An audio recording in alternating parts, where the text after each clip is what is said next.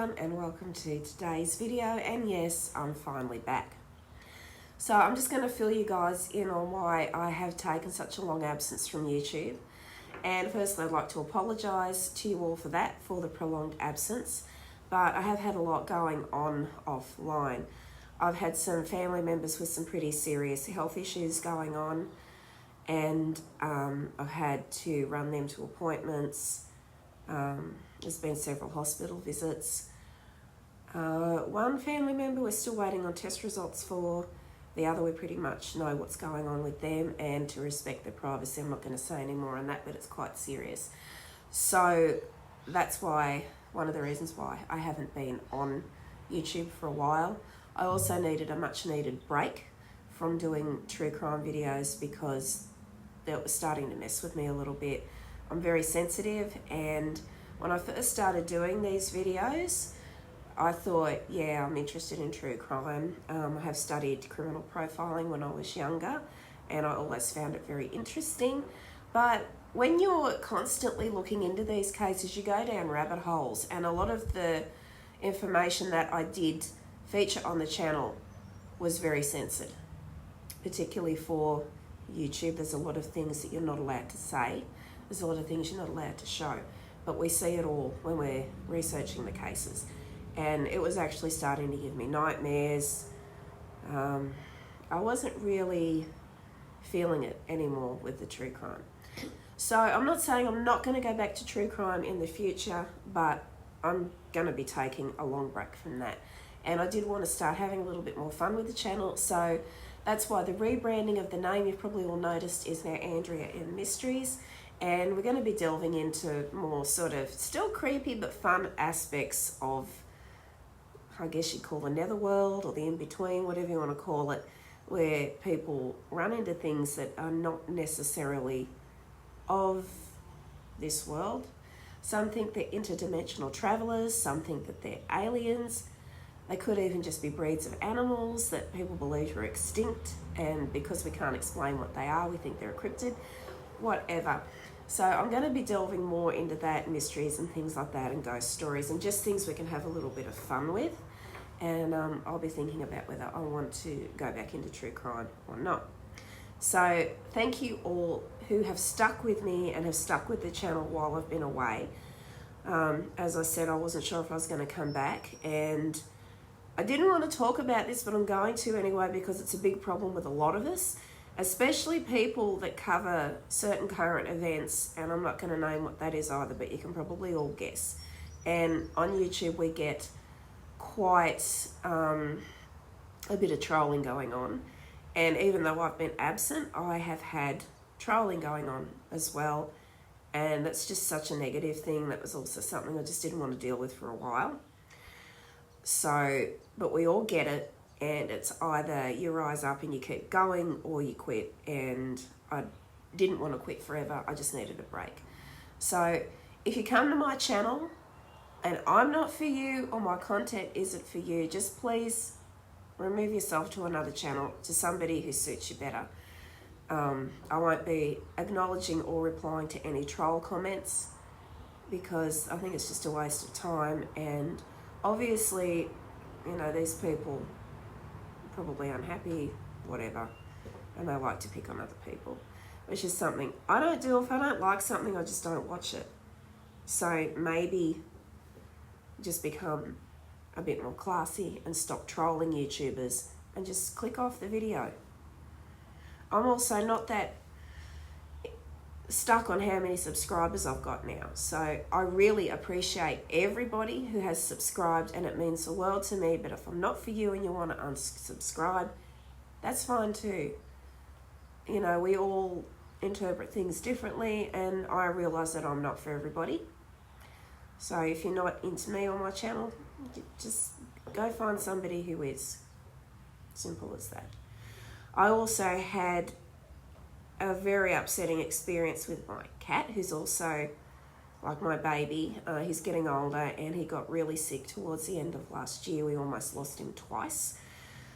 So there's been a lot of vet visits for him, and I'm happy to say he's doing much better.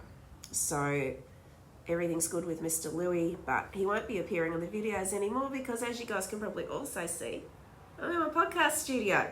It's also my art studio, and we did spend quite a bit of the summer fixing it up and getting it ready, you know, for me to come and start doing my videos over here.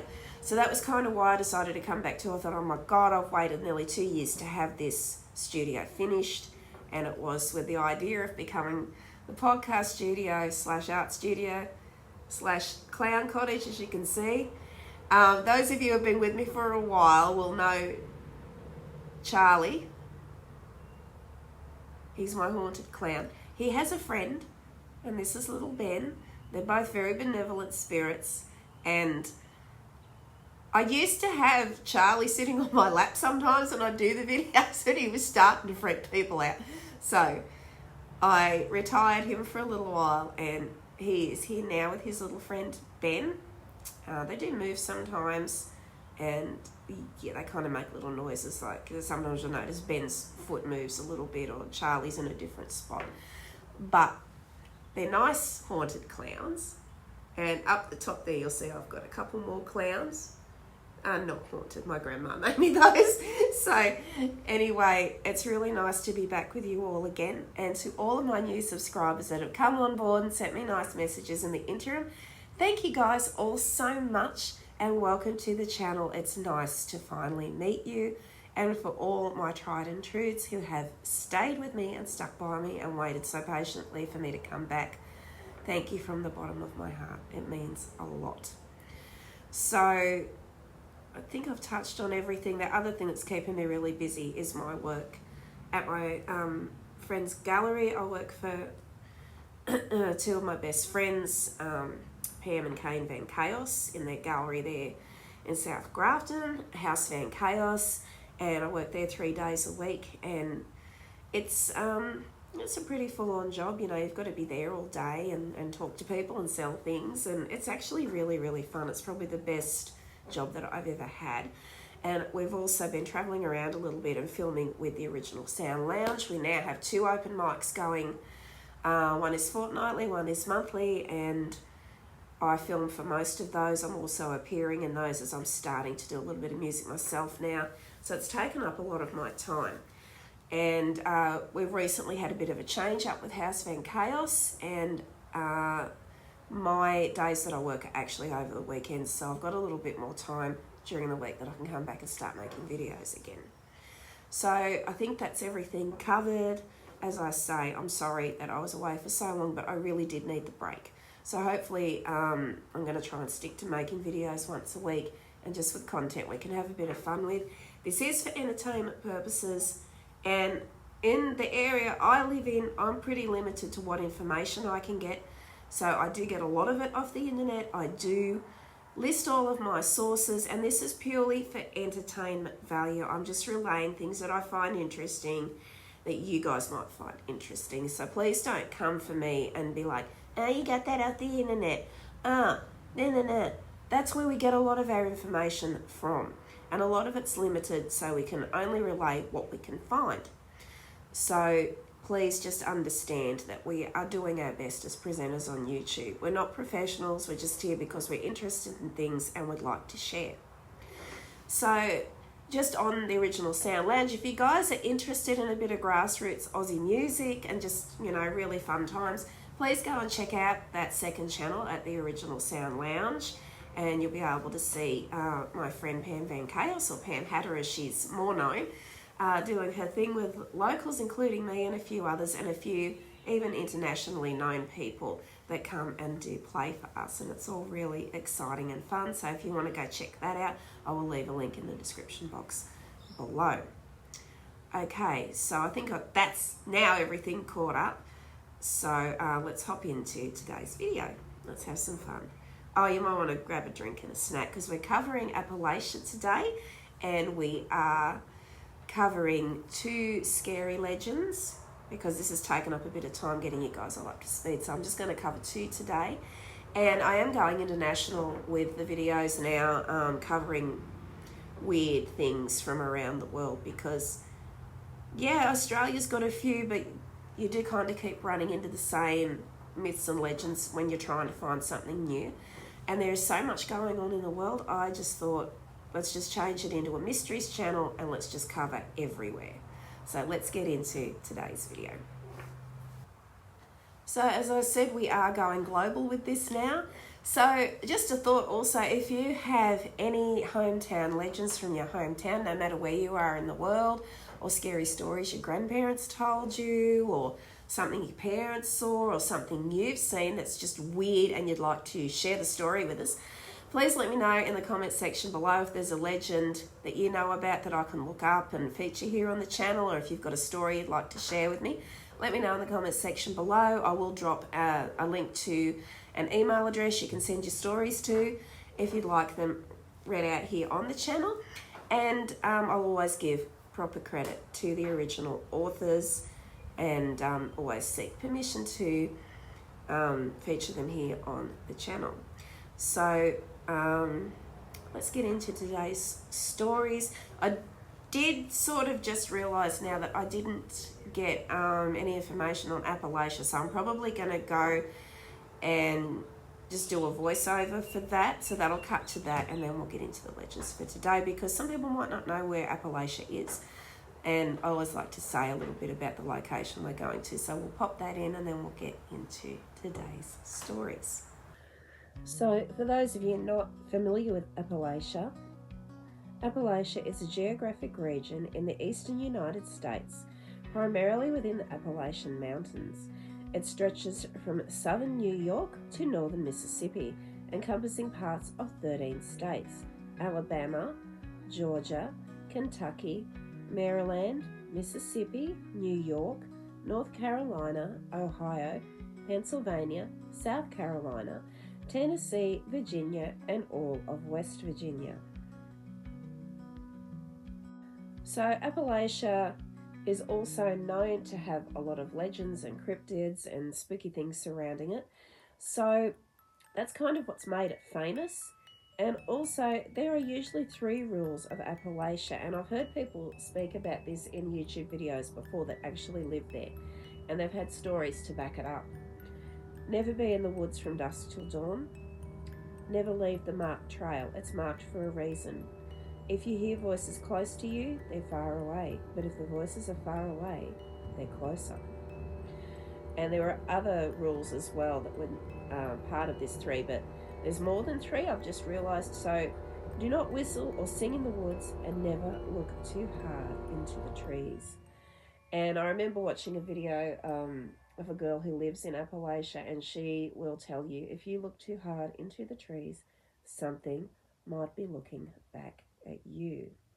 So that's a small overview of Appalachia and why it's so famous for cryptids and UFO sightings and all that kind of thing. So that's a little bit about Appalachia. It's just a quick skim of it. I do want to do more videos on Appalachia, so I will go into it in more detail in another video. But for today, let's just start off and have a little bit of fun with these legends. So story number 1 for today comes from Appalachia, as we've just covered, and it is the Flatwoods Monster. And I hadn't actually heard of this one before, so I wasn't sure if everybody else had, but if you have, please let me know. And what do you know about the Flatwoods Monster? So basically the story runs like this, and I did find this on Wikipedia, but I'm going to try and just relay it in my own words. So at 7:15 p.m. on September 12, 1952, there were 2 brothers named Edward and Fred May, and they were with their friend Tommy Hire. And they saw a bright object cross the sky and land on the property of their neighbour, G. Bailey Fisher, who was a farmer near them. And this happened in West Virginia, in the region of West Virginia.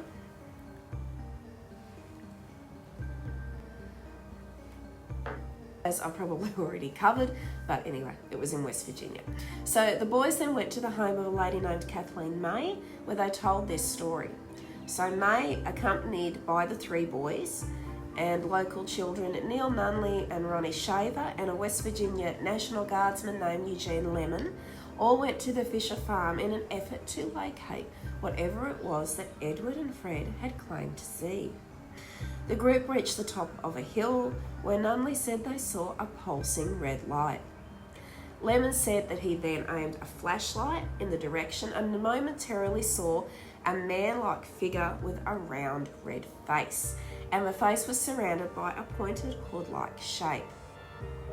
So as with these things, it's a bit of a Chinese whisper thing. The descriptions varied, and there was an article in a magazine called Fate magazine, and it was based on the tape recorded interviews, and it was relayed by a UFO writer named Gray Barker, and he described the figure as approximately 10 feet tall, which is about 3 meters, with a round blood red face and a large pointed hood-like shape, as we just covered, around the face, with eye-like shapes which emitted greenish orange light and a dark black or green body. So he sounds like he could even be maybe even related to the Mothman. He's a little similar to the Mothman, although the Mothman's just an awesome cryptid on his own, and I will cover him in another video because he's one of my favourites. I love the Mothman. May, the neighbour lady, would also go on to describe the figure as having small claw-like hands, clothing like folds, and a head that resembled the ace of spades. As remember, they're saying he had like a hood shape. Was he wearing a hood, or was that like just the shape of his head? So nobody's really seen much of this thing, so it's a little bit hard to tell. So as the story goes, when the figure made a hissing sound and glided towards the group, Lemon screamed and dropped his flashlight, causing the group to run away. And I think most of us would in that situation. If you've got some weird thing that you've never seen before coming at you hissing and you don't know what it's going to do, I think I would have probably legged it as well.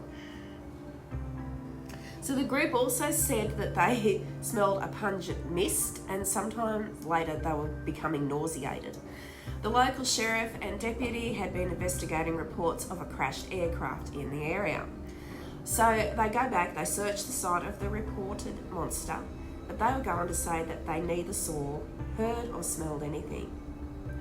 So according to Barker's account the next day, according to Barker's recounting of the story, the next day, a man named A. Lee Stewart Jr. of the Braxton Democratic Party claimed to have discovered skid marks in the field and an odd gummy-like deposit, which were subsequently attributed by UFO enthusiasts of evidence of an unidentified flying object or a saucer landing.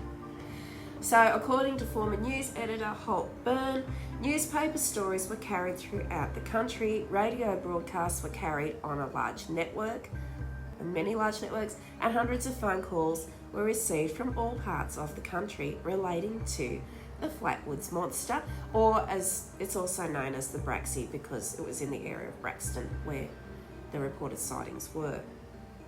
So the National Press Service rated the story number 11 for the year. A minister from Brooklyn came to question the May family.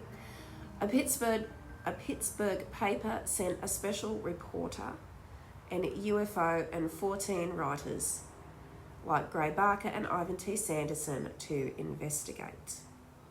And this goes on to what happened after they investigated and a few conventional explanations, because we do need to debunk these things at times. So after investigating the case in 2000, many years later, Joe Nickel of the Committee for Skeptical Inquiry concluded that the bright light in the sky reported by the witnesses on September 12 was most likely a meteor, and the pulsing red light was likely an aircraft navigation or hazard beacon, and that the creature described by witnesses closely resembled an owl. Do owls make hissing noises? Maybe they do. There are whistling owls, isn't there? Or is that whistling kites? Now I'm showing my ditziness and getting mixed up. Okay, so let's just forget I even said that. He said it closely resembled an owl with the big eyes. Yeah, maybe. And there are hooded owls, I think. So Nichols suggests that the witnesses' perceptions could have been distorted by their heightened state of anxiety, which, if you're very frightened, you don't have the best of your faculties.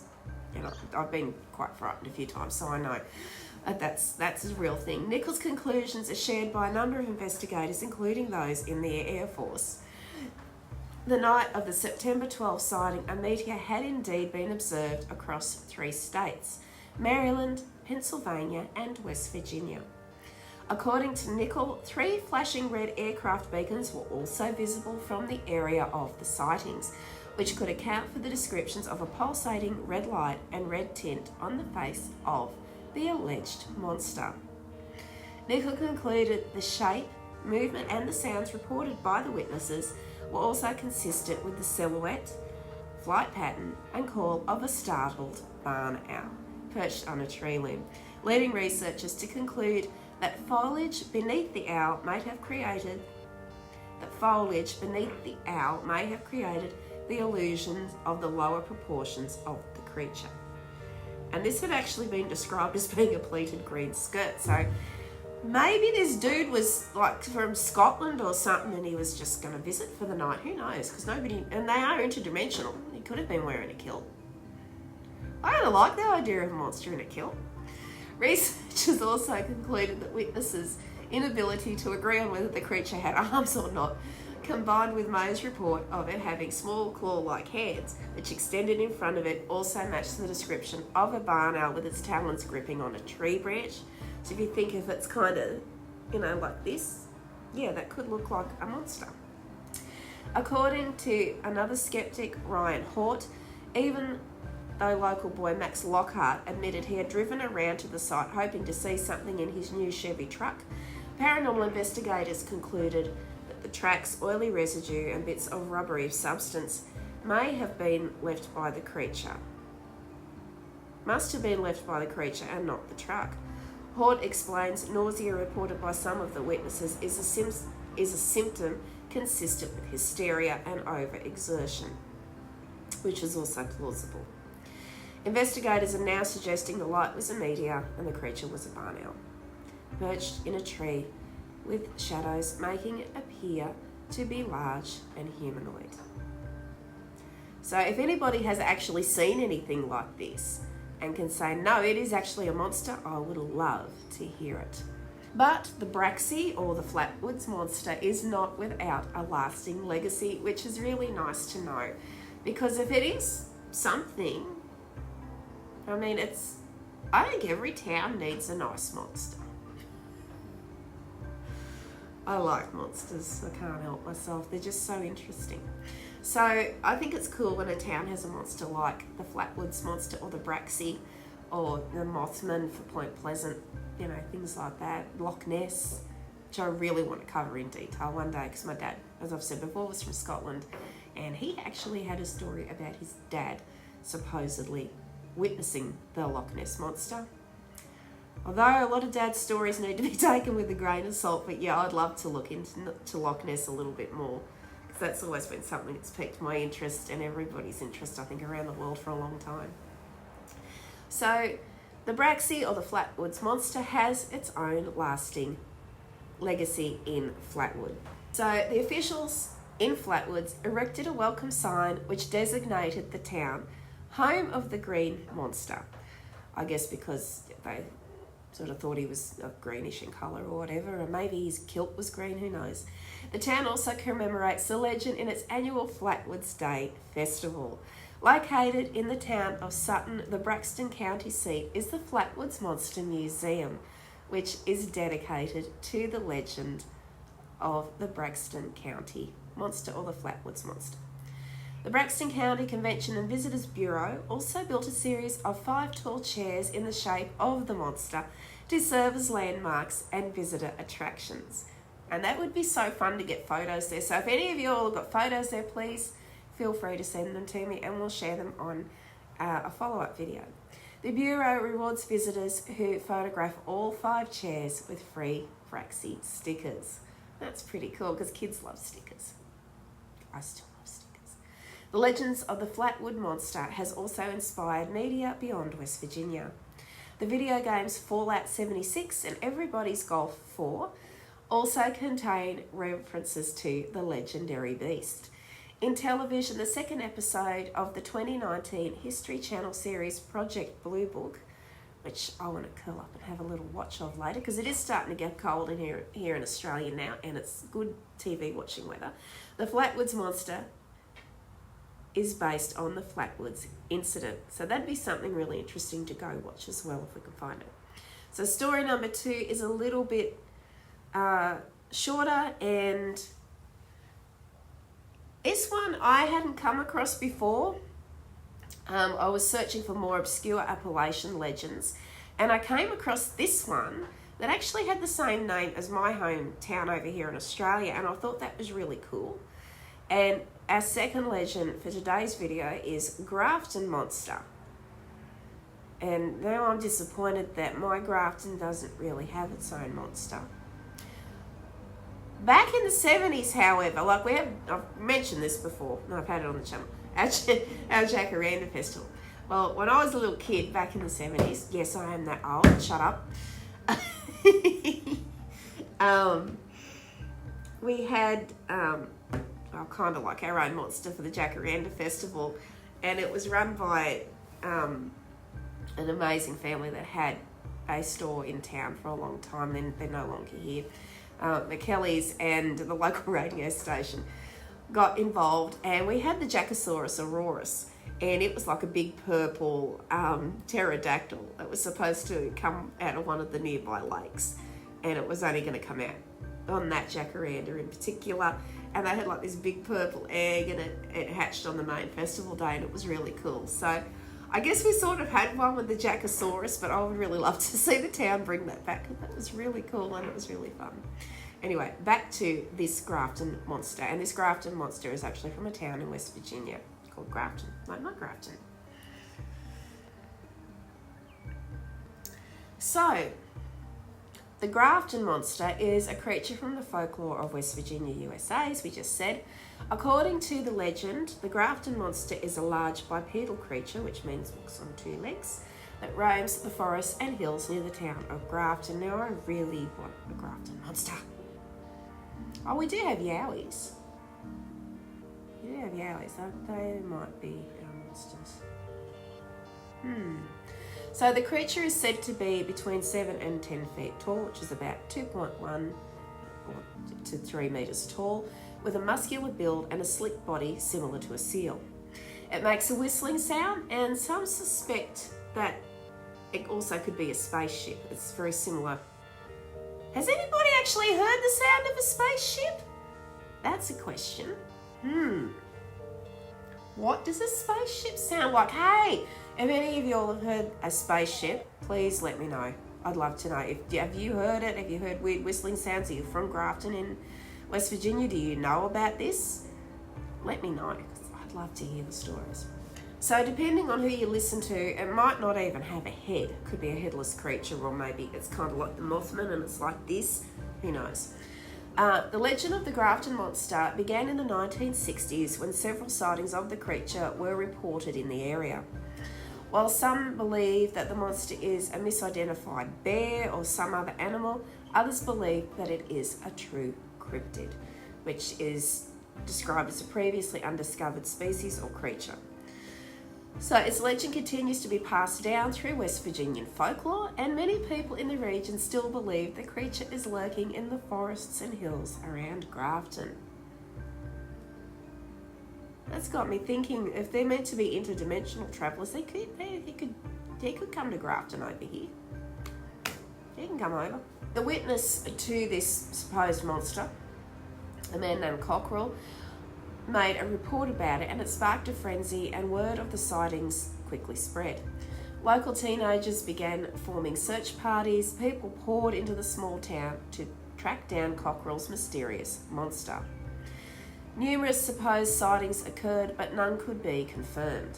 The town was so overwhelmed that the Sentinel rejected the story as spring fever. That's one I haven't heard for a while. Spring fever. And as fantasy, and encouraged all the visitors to return to their homes. After the commotion had died down, Cockrell further investigated this sighting and worked with a paranormal expert named Gray Barker on a never completed article for UFO magazine. And it doesn't say why it was never completed. Maybe there just wasn't enough evidence to back up the sightings of the supposed Grafton monster. After this, worldwide interest in the Grafton monster waned over the next half century, but increased significantly when the creature was featured in the 2018 video game Fallout 76, and it was set in a fictionalised version of West Virginia. Sites in the game, such as Grafton, have become popular tourist stops for Fallout 76 fans.